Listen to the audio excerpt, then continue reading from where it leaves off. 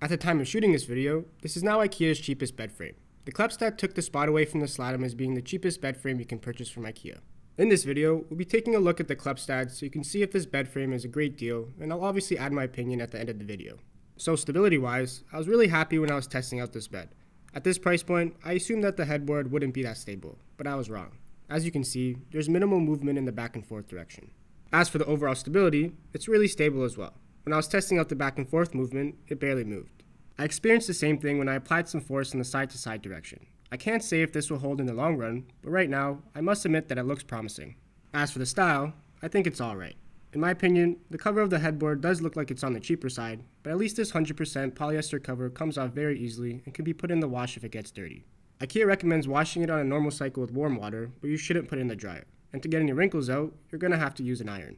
This headboard also doesn't contain any polyurethane foam in its internal structure. It only has this polypropylene supporting fabric in the center, and on top is a very thin and hard piece of foam.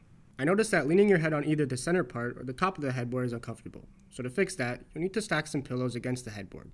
But if we take a look at the middle section of the bed frame, you'll see that IKEA used their classic slatted bed base style, for which the ends of the bed base are held by these plastic holders. The plastic holders are simply clipped into the bed frame, and I noticed that it's really hard for them to come out. And as you can see, I had to apply a lot of force for it to pop out. Again, over time, I don't know how well they will stay in place, but for now, they look like they are secured pretty well. For this bed frame, IKEA also incorporated felt strips to reduce the friction noise between the wood of the bed base and the steel frame. I think it does a good enough job as a cheap solution to this problem, and where I didn't hear any friction sounds when I tried to move my mattress.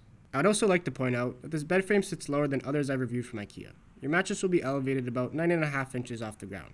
As a 6-foot person, I still found my mattress to be thick enough to get out of the bed comfortably. But if you have a thinner mattress and you're a taller person, you may find this bed frame too low to the ground. It's not that big of a deal, but maybe something to consider. As you can see, this bed frame also has some space underneath to store either shoe boxes or smaller size storage boxes. The metal legs also come with plastic scratch guards to protect your floors, but I recommend buying some felt pads or something that makes the bed slide less if you have hardwood floors. It should take you around an hour and a half to finish off the assembly, but if you want to speed up the process, I have a detailed tutorial to help you out. And in regards to the transportation, you shouldn't have any trouble as these two packages are relatively small. So if you're interested in purchasing the Kleppstad bed frame from IKEA, you can purchase a full for either $149 in Canada or $129 in America. Overall, for the price, I think it's a good enough deal for a simple bed frame. In my opinion, you'll have to make some styling and headboard comfort sacrifices, but if you don't mind these factors, then it should be fine. Smash that like button if you enjoyed the video, and screw that subscribe button if you want to see more furniture review videos.